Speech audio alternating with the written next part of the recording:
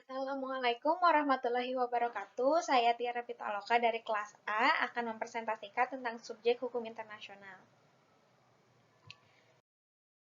Jadi yang pertama ada pengertian subjek hukum internasional. Jadi subjek hukum itu dapat diartikan sebagai pemegang, pemilik, atau pendukung hak dan pemikul kewajiban individu dan badan hukum.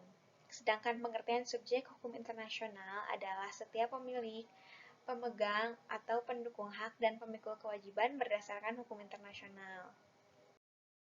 Selanjutnya ada jenis subjek hukum internasional. Jadi, di sini ada beberapa subjek hukum internasional yang diakui. Yang pertama ada negara, organisasi internasional, Palang Merah Internasional, Takhta Suci, organisasi pembebasan atau bangsa-bangsa yang sedang memperjuangkan hak-haknya, terus ada kaum beligeransi, ada orang perorangan atau individu, ada wilayah perwalian, ada organisasi internasional non-negara atau non-pemerintah, terus ada yang terakhir ini ada perusahaan transnasional dan perusahaan multinasional.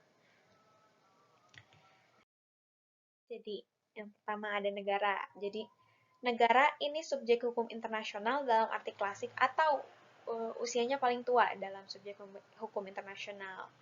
Selain itu juga negara menjadi subjek hukum internasional yang paling utama karena dapat mengadakan hubungan-hubungan hukum internasional dalam segala bidang kehidupan masyarakat internasional. Dalam negara federal yang menjadi pengemban hak dan kewajiban subjek hukum internasional adalah pemerintah federal. Tapi ada kalanya konstitusi federal memungkinkan negara bagian menjadi subjek hukum internasional terbatas. Misalnya Republik Belarusia dan Ukraina dapat menjadi anggota PBB. Dengan demikian juga dengan sistem yang dianut Australia. Jadi sedangkan sistem yang dianut Amerika Serikat hanya pemerintah federal yang dapat bertindak keluar. Terdapat pasal 1 Konvensi Montevideo 1933 menyatakan bahwa the state as a person in international law should possess the following qualification. Ada a permanent population, a definite territory, government, capacity to enter into the relation with the other states. Selanjutnya ada Takhta Suci Vatikan. Jadi subjek hukum internasional dalam arti penuh dan sejajar kedudukannya dengan negara lain. Perjanjian Lateran pada tanggal 11 Februari 1929 antara Italia dan Takhta Suci yang isinya adalah mengembalikan sebidang tanah di Roma kepada Takhta Suci dan memungkinkan didirikannya negara Vatikan. Maka berdasarkan perjanjian tersebut, negara Takhta Suci atau Vatikan ini dibentuk dan diakui sebagai subjek hukum internasional. Hingga saat ini, Takhta Suci memiliki perwakilan diplomatik di berbagai negara di dunia yang sejajar kedudukannya dengan perwakilan diplomatik negara-negara lain. Selanjutnya, ada Palang Merah Internasional.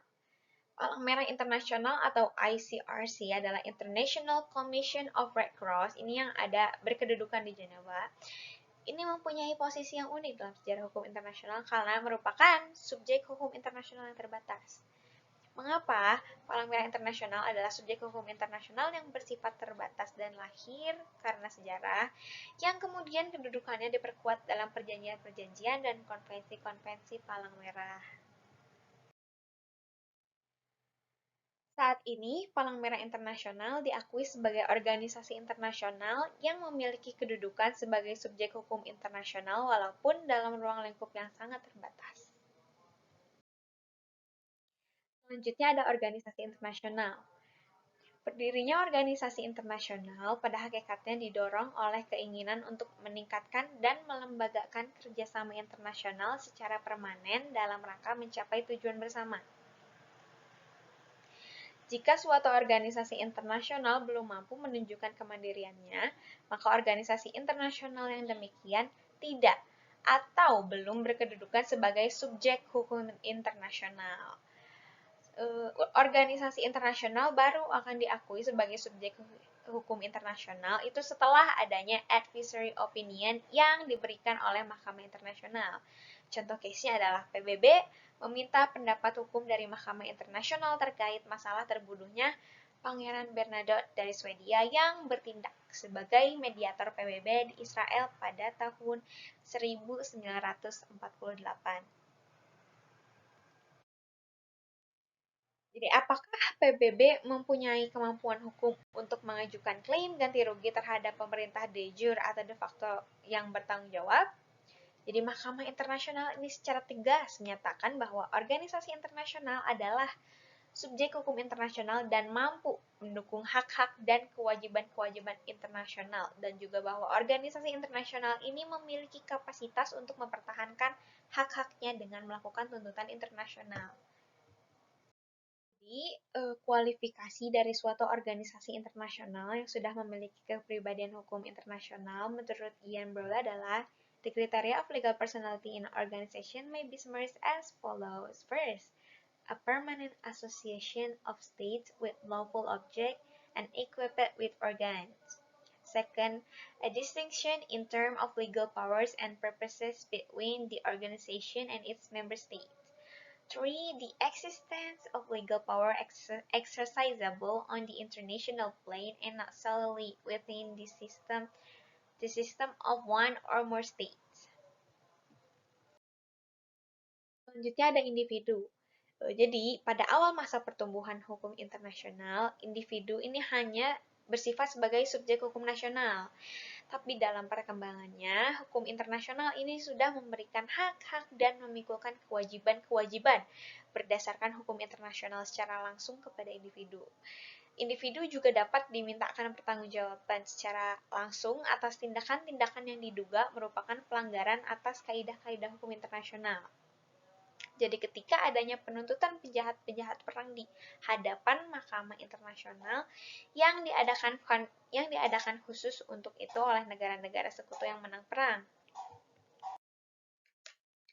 Dalam proses peradilan yang diadakan di Nuremberg dan Tokyo, para penjahat perang tersebut dituntut sebagai individu untuk perbuatan yang diklasifikasikan sebagai pertama, itu diklasifikasikan sebagai kejahatan terhadap perdamaian.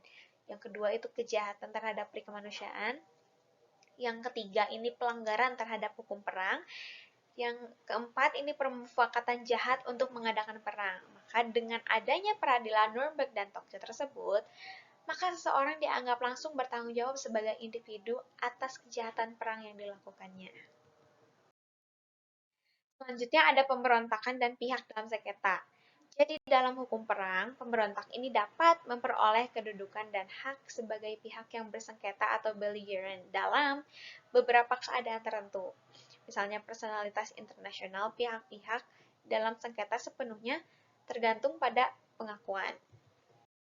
Jadi kita akan membahas tentang kaum belligerency. Jadi apa sih kaum belligerency itu? Jadi pada awalnya ini muncul sebagai akibat dari masalah dalam negeri suatu negara berdaulat. Hukum yang harus diberlakukan terhadap suatu peristiwa pemberontakan dalam suatu negara adalah hukum nasional dari negara yang bersangkutan. Di sini ada wilayah perwalian yang bermula dari sistem wilayah mandat pada masa Liga Bangsa-Bangsa.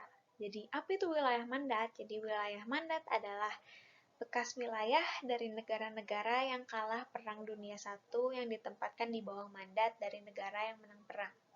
Juga digolongkan sebagai subjek hukum internasional yang didasarkan pada sistem PBB. Sekarang ini eksistensi wilayah perwalian sebagai subjek hukum internasional tinggal merupakan soal sejarah. Selanjutnya ada organisasi internasional non-negara atau non-pemerintah. Jadi biasa disebut LSM atau Lembaga Swadaya Masyarakat. Jadi walaupun didirikan berdasarkan hukum nasional dari negara tempatnya, berkedudukan atau berkantor pusat, tetapi dia dapat memiliki cabang-cabang di berbagai negara. Maka dengan demikian, dia adalah suatu jaringan internasional dengan bidang kegiatan dan aktivitas yang lintas batas negara.